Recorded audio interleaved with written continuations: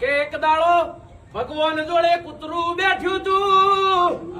ભગવાન કૂતરાને કહેશે તને 20 વર્ષનું આયુષ્ય આલું.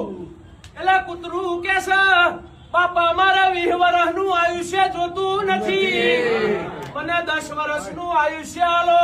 હું ઝોપા બેહીન માગીને ખાઈ લે ગલીમાં ફરે. ભગવાન કહેશે તથાસ્તુ. પછી ઓદરાનો વારો આવ્યો.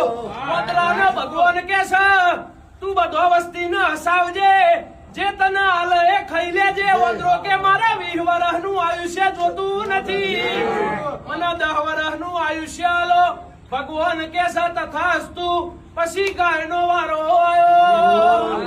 ગાયને ભગવાન કહેશે વસ્તીનું પેટ ભરજે, જેને જોતું હોય ને દૂધ પાજે. તારા દીકરોનું પેટ ભરજે લ્યા, અને 60 વર્ષનું આખું આલું છું.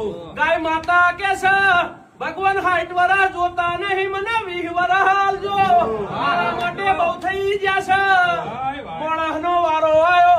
ભગવાન કહેશે મોણસ તને 20 વર્ષનું આયુષ્ય આલું છું, ખાજે પીજે ને મજા કરજે. મોણસ કહેશે મારા 20 વર્ષ નહીં ભગવાન, મારા તો વધારે આયુષ્ય જોવા છે. એટલે ભગવાન કહેશે પેલા કૂતરાનું 10 વર્ષનું તને આલું છું, પેલા ઓદરાનું એ 10 વર્ષનું તને આલું છું, ગાયના 40 વર્ષ તને આલું છું. એટલે આ 60 નહીં ના આલેલા 80 વર્ષનું આખું મોણસ આલ્યું. એમાંથી 20 વર્ષ એની જવાનીમાં રમવા જમવામાં કાઢશે, બાકીના 40 વર્ષ પેલી ગાયના જીમ દીકરોના ભણન પોષણમાં કાઢશે. મજૂરી કરીને કમાય એટલે એ 40 વર્ષ એનું પેટ ભરવામાં કાઢશે.